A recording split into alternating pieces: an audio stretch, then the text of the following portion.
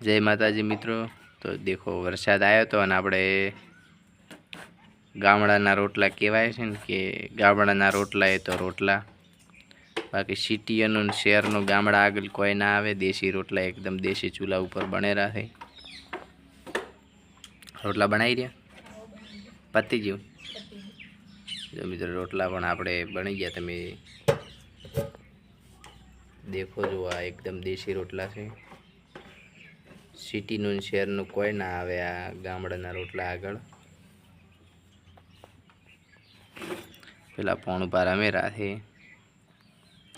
आपणे रोटला बनता था अने बनाई रह्या।